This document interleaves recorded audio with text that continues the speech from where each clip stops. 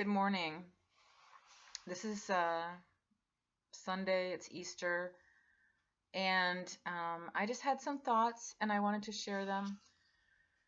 So, one thing that came about from my last video series was that I received feedback on my series in terms of people giving their opinion about how to, maybe sell it a little bit more or how to promote myself a little bit more or how to have it be a more uh, process that's considered more flashy or more put together and less like loose ends and things like that. So I find that whole process really funny for me personally because this is one of the things that I'm speaking to, right? Is I'm speaking to the concept of cultural conditioning and that we've been culturally conditioned by virtue of being within this reality and this society to believe that we need to have this prepackaged self, that we have movies and we have pictures in the media that are filled in and made fake in some way. So we're really obsessed with this plastic image. We're really obsessed with youth. We're really obsessed with like wealth and looking rich and having fake lives. Like this is pretty much the predominant way that people experience America, is that it's the land of plenty and anyone can rise up, and glossing over things like slavery or things that really built this country on the backs of others and in terms of genocide and so forth. So really don't have like a conscious awareness around what the soul energy is of this land, right? This land has a lot of blood on it. And I'll do a separate video on soul energy, both for the individual, like what you're supposed to accomplish in this life, that you kind of can look at people's charts in astrology and see what they are supposed to do in this life. And a lot of people, I think, unfortunately, are weak or they're lazy, but more like lazy emotionally. They don't want to do the work in this life. They don't want to do the work to challenge themselves and raise themselves to a higher level and really develop like deep relationships where they're confronted by others and having their mentality changed by really doing some deep emotional exploration, and be challenged by true intimacy with an equal. Those aren't things that we normally imbibe within our cultural framework. So you really see a lot of people within the US kind of just going after the money or going after the beauty or the fame or their 15 minutes of fame or what have you. So I think it's quite ironic that here I am putting videos out, right, where I'm saying these are some of our biggest dilemmas. These are some of our biggest problems, is that we are caught up in living these fake lives. And so let's get to the heart of that and let's address that. And that these are some of the biggest concerns if we could really dig deep. Like I was just reading an article about an environmentalist, and he was talking about it took him years of kind of combating oil companies and all these big companies that were polluting and not having to pay penalties and not having to do any kind of work about that. And what the scientist said was that he was trying to address, like, well, what's the biggest issue? Like, how can I bring awareness to people's consciousnesses in regards to how serious the plight of the earth is, how serious the deforestation issue is.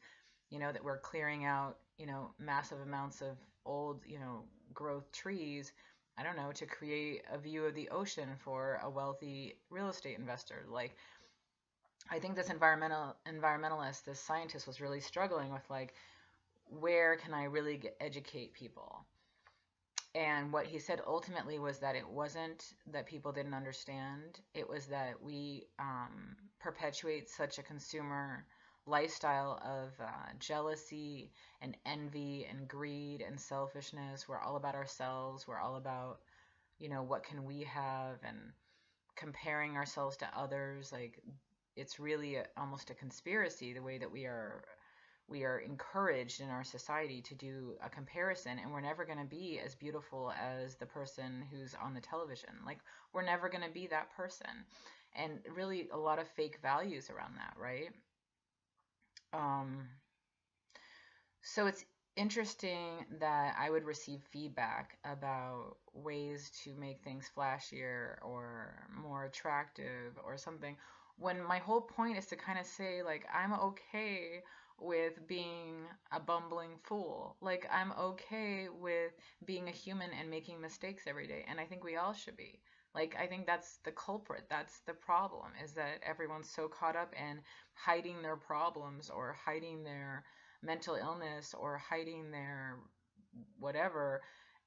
What goes on behind closed doors is very concerning to me in the United States. Like, I think a lot goes on behind closed doors. I think when you open the doors and go into those homes, people aren't necessarily leading like the most fulfilling of lives. I think they're escaping with food. I think they're escaping with TV. I think they're escaping with computer, and they're escaping with internet. And their kids are like stuck on the same screen, um, almost like a food line, line up and get your daily dose of screen time. It's like you're a cow, awaiting slaughter. So this is kind of the whole issue that I'm speaking to, is that sure, I can work on my videos or what have you, but that's not really my focus. That's not really trying to be appealing in a plastic kind of perfected way, this whole illusion of perfection. I don't even believe in perfection, right? I believe in the perfection of our eternal making of mistakes, that we're perfect and we don't have original sin, and we just basically make mistakes, and that's okay, and that somewhere along the line we were taught that making mistakes is bad, or that it's a character fault or something along this line. So I had written down a few notes of things that I wanted to talk about in this particular video. And a couple of things that I wanted to talk about were food, but food within a larger framework. And back to my favorite subject, which is change and how we impact one another as far as change goes. And I also was going to talk about one more thing, and I need to check my notes to see what that was. So I'll just launch into food, but it's really not about food. And I think in this society we have a problem with the word fat, but we'll say we'll say other stuff. We'll say like that's fat, like in a kind of urban slang kind of way, but basically we're really fearful of talking about people's weight and about their health because we've been taught, and I think that this is a conspiracy. Like, I don't think that they want us talking about things candidly because they want us to fear one another and not address things with one another and live relatively isolated lives. My point with that is that in China, and this is obviously a stereotype, they might comment like, oh, you have circles under your eyes. Like, obviously your liver is not functioning that well. Or, oh, you've gained a lot of weight. You seem kind of fleshy and fatty, like you have a lot of fat in your liver, and you also have a lot of fat like in your belly region, and like, what's up with that? Like, have you been gaining weight or eating unhealthy food? What have you been eating? And I think in America we have a lot of body shaming and food shaming, but it's almost in a very I don't trust it. I don't trust the body shaming culture, because I think the body shaming culture really focuses on like, well, everyone gets to be as fat as they want to, and everyone gets to be as unhealthy as they want to, and you're never ever ever meant to like address with anyone that you think that they're eating bad food. Like, hey buddy, you're drinking bad water. Hey buddy, you're drinking shitty food and you look like shit. Like, we're just never ever supposed to do that. It's bizarre. But this is a health issue. It's like a slow suicide, right? They're sitting there doing nothing as far as physical exercise, eating really bad food, eating really poor food. That's basically like cancer in a bottle, right? Like genetically modified, like garbage. Like, it's basically just setting yourself up for cancer. And that's a whole separate issue, whether you believe that they want us to get sick and then they want to pay for us to get better with their medicine that can never cure, but it's like a long-standing treatment, right?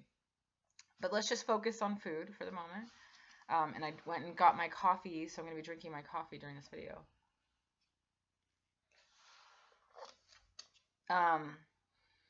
So what happens with food is that it doesn't even have to be food. It really has to do with self-actualization. It really has to do with the fact that we send a message to everyone in our lives by the way that we live our lives. We live our lives. We are like a political advertisement. So everyone is a political advertisement, and everyone is a banner, or a roadside sign, right? Advertising whatever you believe in. So maybe you're against vaccinations and you're really upset that movie got canceled that Robert De Niro was attempting to promote, and you think it's a conspiracy, or you think that the pharmaceutical companies put a lot of pressure on him, right? Um, Everyone is a billboard. Everyone gets to say their own truth. I think, unfortunately, in like the sheep kind of herd mentality that is the United States, and obviously other countries at times as well, but there's a real sense of like, oh, are you doing this? Oh, then I'll do it too. Oh, okay. Like there's kind of this whole strength in numbers thing, which is really fascinating. So instead of you, the individual, saying, I know that 99% of my friends are going to that movie, but I find that movie distasteful. I think it objectifies women. I'm just not really down, right? And I have a little girl that's watching my actions, and she's watching my moves, and she notices when I do something and when I don't do something, and she notices if my language, if how I talk about something matches with my actions, right? She observes those because language is one thing, but actions speak louder than words. So really, we can talk a lot. We can be a big talker about stuff, but what are we actually doing, right? What are we actually doing in our lives? What are we actually doing? We might say that we're for injustice, but what are we doing about injustice? Do you know what I mean? Like, so I think children observe that, and they observe that discrepancy in like coming to terms with the fact that their parents are kind of liars, or people around them are liars. I think it's something that they struggle with the rest of their lives, which is really coming to terms with what that means. Because their entire lives, they're going to hear from their parents or whomever in their life, I'm a truth teller. I go to church, or I go to synagogue, or I go to temple, or whatever, and I'm a truth teller, right? But then their whole lives, they're like, but your actions don't match your words, so really you're not a truth teller. But I can't address that with you because you butter my bread, and you are going to give me an inheritance. So you're eternally caught in this difficult spot, I think most people, the rest of their lives, where they never call out the people they want to call out. They never address the people that they want to address. And they just live with that energy, that stifling energy of like, I really want to address the fact that I was molested and no one did anything about it. And I want to talk about it in my family. And I want to address that with my aging father who's 85. And I think we oftentimes say like, oh, well, so much time has gone by, but the trauma is alive for you, right? You talk to anyone who has PTSD, they're waiting for that other shoe to drop their whole friggin' lives, right? They're just waiting. Shit starts to go good in their life, and they're always just like, I just want to sabotage it. And why do they sabotage it? Why do PTSD, that's like half our population now when you think about these wars overseas, and these children in foster care, and pretty much like majority of black men locked up in prison, like not like slavery really ever went away. But anyway, so you're living with this toxic sludge your whole life, right? Every time you notice the discrepancy, like someone in your life said, oh, I'm really happy, and you're like, really? You don't seem that happy. And then you're just kind of keeping that inside your body, right? Because there's not the opportunity. We don't afford one another the opportunity. We don't have the language. Culturally, it's just considered taboo. It's considered awkward to talk frankly, to be honest, right? That's considered rude.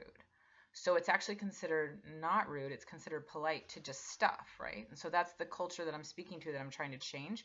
So that's why when I get feedback about my videos, I'm like, yeah, I don't really care. Like, of course, on some level I do care, but like, in terms of having this perfect video experience, I'm a human. I'm fallible. I make mistakes, and I'm a goofball, and I'm, eccentric, and also highly creative and very artistic and very skilled, like in analysis or in my creative work and in my healing work. But I don't need to be this perfect packaged thing, right? That's not my thing. That's everyone else that I turn on the TV. That's their thing, right? Their thing is I'm going to be the perfect plastic goddess that everyone worships and wants to have sex with, until I age, right? Because once you age, especially for women, you're just no longer valuable in our society. I mean, that's really, unfortunately, something that's perpetuated, and young girls take that in. I don't think that that's something that we can't ever change, but I think, unfortunately, we value women based upon their bodies. Um, So your whole life you're dealing with these discrepancies where you're like, the politician says they're going to help the poor people, but they never help the poor people. But everyone's like, oh, don't ask those questions. Or you're always asking questions. Go eat some McDonald's, right? So this whole life you're just caught up in like, oh, that doesn't match that, and that doesn't match that, and that person lied, but their actions don't match their words, and da da da. And it just adds up, right? It's like sludge and like the sewer, just like the spackle that just kind of inch by inch is creating more and more of a blockage, right? And then people have breakdowns and they don't really know why they have a breakdown. Like sometimes they're kind of confused about like, well, why did I have a breakdown? But in actuality, it's not just the one thing. We often look for a trigger in mental health, like, oh, did something really bad happen to you? Did your mom just die? Or, did your kid just get abducted? And it's like, no, I just had a breakdown. Oh, you were obviously, even though it's never been proven, right? You've obviously got predisposed to mental illness. It's genetically, you're just off, right? There's something wrong with you, right? You're just genetics. They're fucked, right? You didn't mean it to happen, but somehow you were born with like some fucked up genetics, right? So you buy this line, right? You buy this line, this bullshit line, and you say to yourself, "Oh, okay," without recognizing like, well, this shit has been building up for me my whole damn life, right? As soon as I'm a child, I'm observing truth, I'm observing fiction, I'm observing lies, I'm observing non-lies. I'm observing the people that tell the non-lies. Let's say that your Chinese auntie visits from China, right? And she tells your dad, who's really struggling with his weight and he's unhealthy as all get out, and she says, you look horrible, right? You look horrible, and are you eating really fatty food? Are you getting enough exercise? Are you eating too much and living a sedentary lifestyle? Like, your auntie just goes off on your dad, right? But in American culture, this is considered taboo. This is considered rude. So you're not supposed to talk about health. But someone can be putting heroin in their arm, and you can say, whoa, buddy, whoa, you got a problem with that heroin. We're going to get you on over to that treatment center. We're going to have an intervention. That treatment center is going to make a lot of money off you. We're all going to feel terrible. You're going to have a label on you the rest of your life. It's going to be awesome, right? So there's a real, like, let's address it. It's a problem, right? They're sticking something in their arm. They're injecting themselves with a poison, right? But if you're sticking something in your fat little face, right, that's making you sick, that's giving you cancer, and you're doing it in front of your loved ones, right? And you say to them, like, hey, buddy, you're getting fat as fuck, right? You are a fatty. And it's not just that you're fat, you're just unhealthy. You're just so unhealthy. In every aspect of your life, you're unhealthy. Emotionally, you're unhealthy. Physically, you're unhealthy. Spiritually, with your relationships. Maybe this is a person who goes from relationship to relationship, having very superficial engagements, treating people like garbage and treating them like they're disposable things from like a grocery store instead of human beings with souls who matter, right? And so if you were to give this feedback to somebody like, hey, I see you, eating that cancerous food, and I'm just wondering, do we need to do an intervention?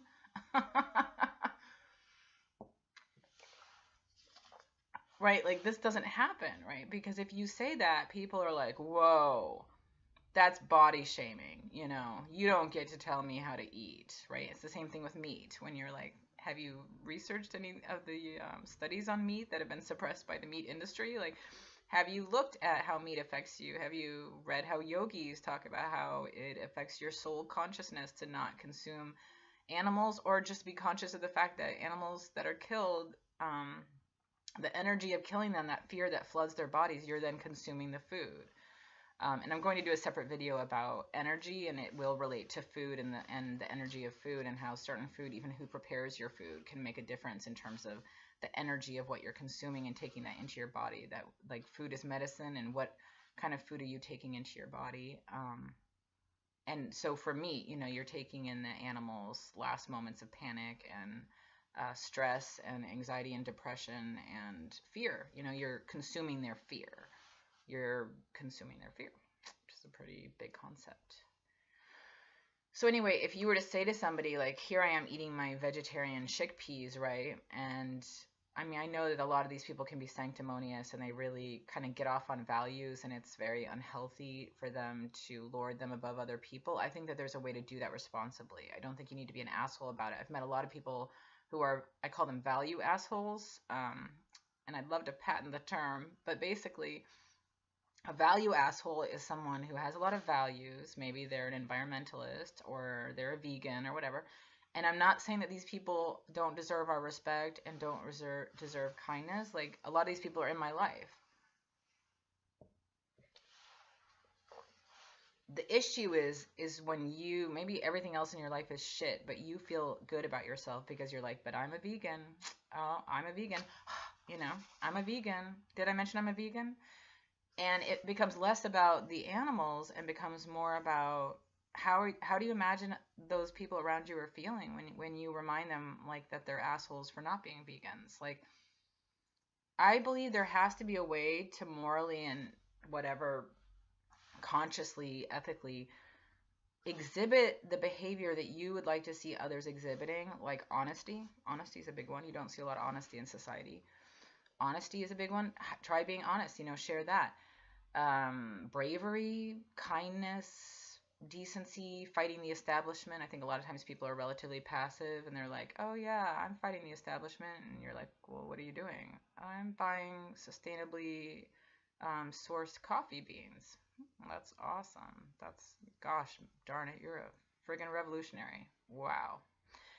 So I think people are relatively passive in terms of what they actually do and confront in their lives. We're all pretty much living kind of these safe, fearful lives, and I think our culture teaches that.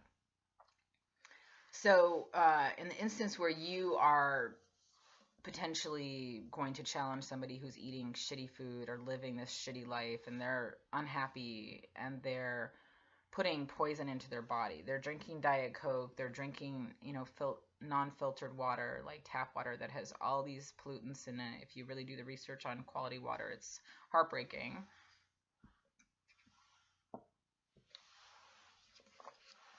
And it comes across as sanctimonious. Okay, and so people are not receptive to that. And also, it's being delivered in a culture where we are taught that you're not allowed to say, wow, did you gain 10 pounds? Because you seem kind of fat.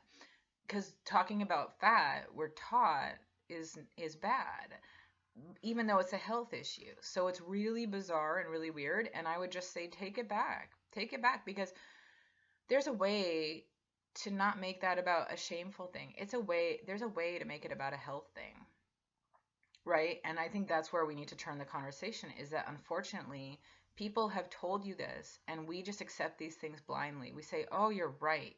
Talking about weight or talking about health or talking about what medications people are on or talking about the food or the water they're consuming or how much exercise they're getting, or if they have shadows under their eyes, like if they look like they're not healthy.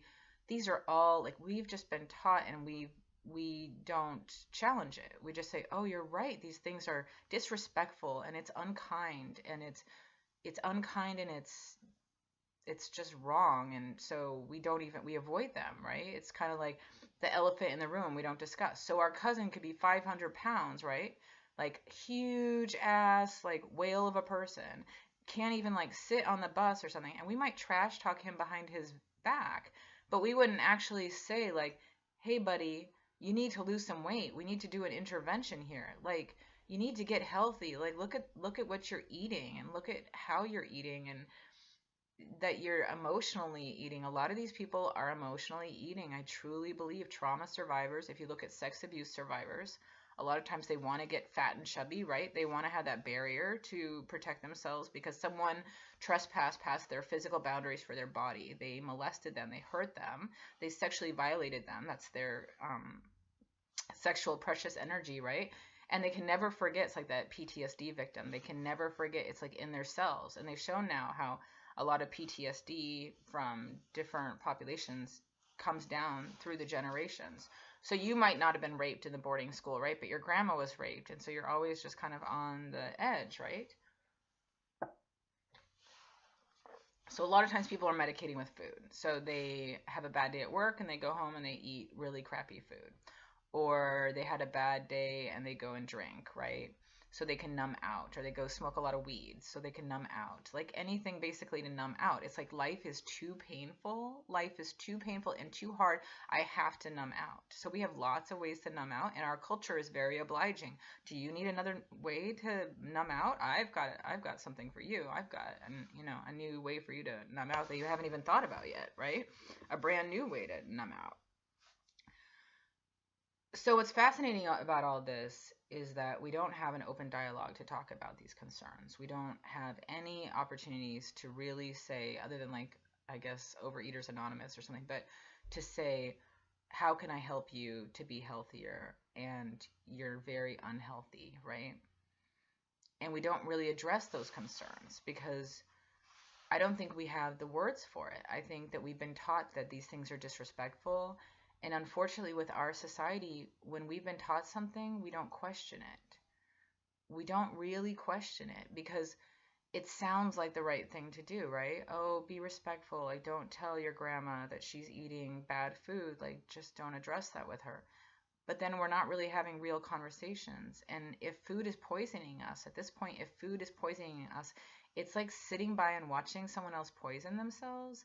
And would you do that with cocaine? And would you do that with rat poison, right? If you made this into an analogy of someone consuming rat poison, would you be like, oh, okay, it's your right to eat rat poison, and it's offensive if I challenge you or call you on that, you know?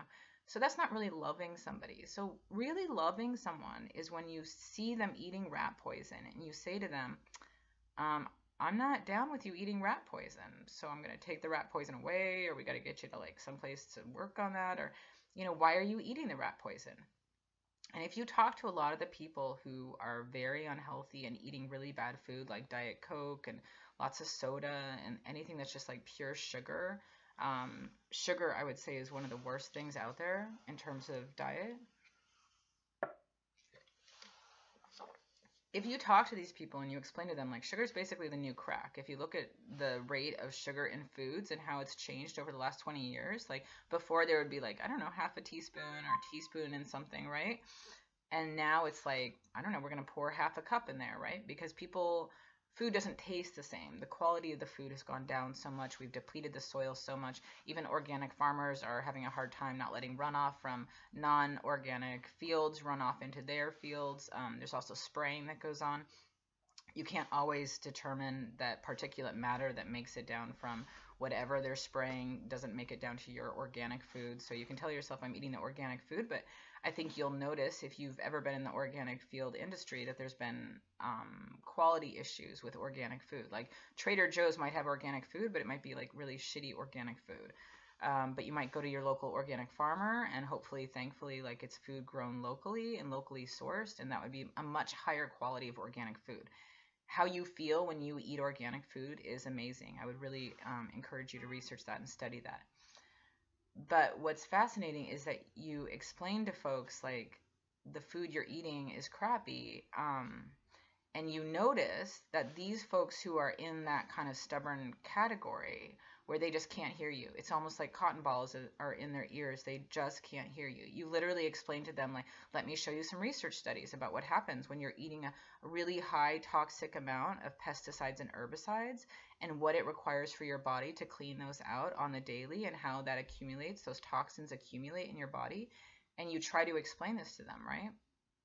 And it's like they can't hear you. It's almost like they've just been mystified. Someone has put a spell on them. As soon as you say the word organic, they just check out, right? And you can put down as much. There was a Swedish study with a couple that went, or a family that went organic for like a month or a week or something, and they checked the toxic like residue level for their like organs or what have you prior to the study and then afterward, and it was like, whoa, it was like mind blowing. Like, imagine not having all these toxins in your body, and imagine how you would feel, and imagine how they're affecting you, right? But these things aren't always promoted by mainstream media. I mean, you'll see like a little story, but I don't know that most of the media, who's controlled by some of these larger corporations that control the food supply anyway, I don't know that they really want that really getting out there. I think they're kind of okay with like a small populace being organic and so forth that can afford it. But there's a reason that they make salads so expensive and they make cheap ass like McDonald's like $1 sandwiches $1, you know. And when you really look at what's called food, it's not really food, it's poison, right? And you know when you consume that, how it makes you feel. A lot of times there's correlations between meat and anger and so forth. And if you look at the hormones used in the meat, so not only are you eating meat, and there's beliefs around eating meat and having a more violent personality. In essence, you're consuming the animal's fear and so forth. Like within that same concept is the idea that you're taking in whatever has happened to that animal. You're taking in that animal's energy. And so let's say after you eat something that's called food, but really it's got all these fillers and artificial agents and artificial dyes that have shown to be linked to ADHD, or that they can make ADHD or ADD worse. Like, I don't know that parents are that educated. So they might buy this crappy food thinking that they love their kids and this is a way to show love to their kids. They're nourishing their children with food, right? This is like your first central responsibility as a parent, right? Keep the kids fed. Unfortunately, you're poisoning your children. So that's like the sad part of it. You're literally poisoning your children, but you're thinking, I'm doing a good job, right? So we're all thinking we're doing a good job. Like, I work really hard, I make all this money to pay like exorbitant food prices for like prepackaged garbage, but in your mind you're like, but I'm feeding my kids, and you're not even realizing I'm poisoning my children with these really toxic foods. So the interesting thing is, this could be about diet, this could be about exercise, anything. When you decide to change, when you decide, like, let's say you're in a family, and let's say your older sibling has always been a role model to you, and your older sibling starts to go down this path, right, where they're medicating with food. So maybe they're sad and depressed, or maybe a trauma happened to them. And the way that they model how to deal with that, and of course, it's not just them, it's all of society. We're such a sick society, so this is all of society. The way we're taught, we're just ingratiated into this whole culture, and it's infused in everything, in our TV, in our subliminal advertising, just everything. So the message we get is, do you have a problem? I've got something to fix that problem. I've got a fancy car. I've got a hot new girl for you. I've got some awesome, disgusting food that's just going to keep you satiated and fat in front of the TV. And you're going to be, all your pleasure centers in your mouth are really going to be turned on. It's going to be awesome. Like, society's full of all these little things that are like, I've got the fix for you. You need to check out. I've got something for you. You need to, feed the belly, feed something inside of you, maybe boost out your solar plexus, get it nice and padded because you were molested, and no one wants to deal with that pain and suffering. Because oftentimes for PTSD, anyone who's been a victim, people get tired of dealing with it. They don't want to deal with it. They're like, no, we heard about Uncle Hal raping you, and we're good. We don't need to keep hearing about that. But for the PTSD victim, it's still real. So any of these trauma victims that keep stuffing themselves with food and getting really fat, it's still real to them. This issue doesn't go away. They kind of live in the trauma the rest of their lives. I mean, yeah, there's EMDR. That's a form of therapy that's been shown to be somewhat effective for PTSD. And there's marijuana that's been shown to be effective for PTSD, like for military vets. But you're still dealing with it. I would say it's still a battle. I would say you never really get over these traumas, right? You just kind of learn to live with them. You learn to live with these demons that haunt you the rest of your life. And I think that's true for any of us who are doing deep soul work in this life, which is, when bad shit happens in our life, how do we make friends? Because you're going to be dealing with this shadow side the rest of your life. How do you make friends with that shadow side? Those demons that haunt you, how do you make friends with them and get to know them, and say, how are we gonna inhabit the same body together the rest of our lives? Like, you're with me the rest of my life, this bad thing happened to me, I'm never really gonna get rid of you. I mean, we're lying to ourselves if we think we can just get rid of these things, right? But they stay with us. But then how do we just learn to make friends with them in a sense and go, okay, buddy, I've got some healing to do, you're with me now, you're part of my trauma history. No, I'm not going to get rid of you, but I'm going to learn how to live with you, and we're going to learn how to share the same space, right? And so that requires like constant healing. I think PTSD people really need to stay on top of their healing, because it's not something that goes away. And I think sometimes we're very big fans of quick fixes, whether it's medication or what have you, where we're like, well, I'll slap a Band-Aid on that and now it's been taken care of. We're really good at burying things. We're not really good at like understanding that time is really not linear. It's a circle. So you're always living in the past, you're always living in the future, you're always living in the present. There's really no divide. And so really your trauma is still it's still present in every moment of your day. Like the way that we are really triggered quite easily by random things, that make us want to go eat. In this scenario, I'm talking about how we consume things to make ourselves feel better. Maybe we go buy something, right? Or we go and have sex, just anything basically to make ourselves feel better because we're trying to fill the hole within, right? This hole, maybe we weren't born with this hole needing to be filled, but society creates these holes that then become us. We are like these walking holes that need to be filled. So in the scenario where we decide to change and we address with someone that we love, I've been going down the same road as you. Like when I saw you, because we teach by example, right? We're these little ants. When I saw you eating to suppress the suffering that you had within your soul, when I witnessed and observed you teaching me by example that the way to deal with hardship in your life and the way to deal with a world that doesn't make sense and people that lie and people that don't tell the truth and everyone kind of living these fake lives, the way to deal with that is to eat or to numb out. Or if I was molested, then the way to handle that is to get really fat so it won't happen again because men aren't attracted to fat women, right? The fatter you get, the uglier you get, the more gross and disgusting you get by society's standards of beauty, the more you drive away any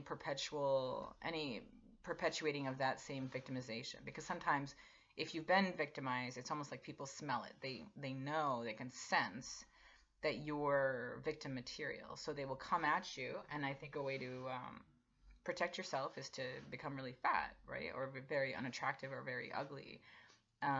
So that you won't get molested or hurt again. And so there's all kinds of reasons for people to be medicating and getting fat. The problem is with the word fat, that we have a hard time even addressing that with people and saying you're really fat. It's a problem.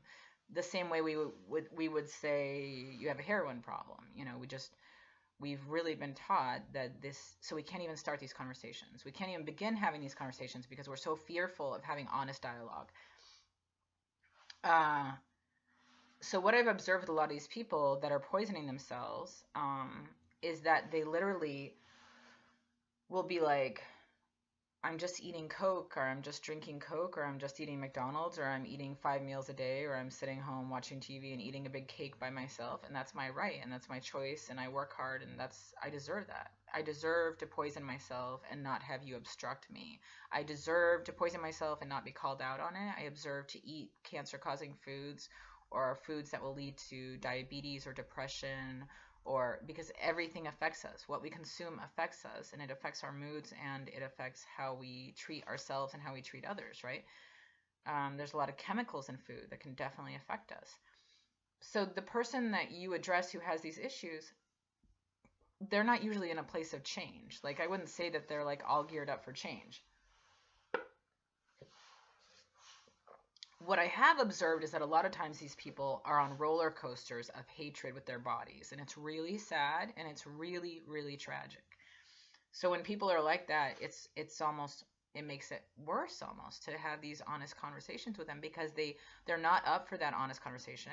Like if you checked in with their like higher, more evolved soul and you said, hey, I need to have a conversation with like your lower self about how you're destructive and how you eat such bad food and are killing yourself slowly, the person's higher self might be like, yeah, they're not really ready for that conversation. And you might be like, I'm sorry, why aren't they ready for that conversation? Like, why can't they have that conversation? And I just feel like the person's higher self would just be like, well, they're just not ready.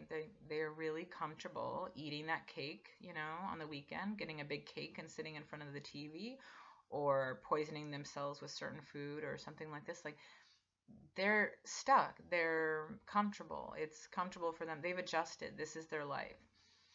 So potentially they could spend the rest of their life camped out in front of the TV, eating fattening food and not being healthy and really having a lot of padding. And every time shit goes down that's bad and hard, they go and, you know, smoke or eat bad food or whatever. Lots of like filling in, you know, this hurt and this pain. But the point is that they may not be ready because it scares them to change. The reason it scares them to change is that their body is like that message board, right? You're sending a message with your body. You're saying what you think is all right to do to the world, what is all right to do to others, what is all right to do to your own flesh, your own skin, your own stomach. you're saying it's okay that we're using these pesticides and herbicides that are killing the plants and animals. So you're sending a message with all this. So if you change that paradigm and you say, whoa, I'm not going to fill myself with garbage anymore, and I'm not down with this garbage, and this garbage needs to go, and it's really toxic, and it's killing all of us. It's so unhealthy. It's changing so much of the plant and animal life of this world because it's toxic and it's poison. We need to have like a food revolution. We need to talk about the quality of our food and how it's changed. I mean, these are real issues. If they were to have that paradigm shift, it would be like a wave effect, right? Like when you throw the pebble into the pond and it creates a circle and the circle keeps going, it would create a wave effect.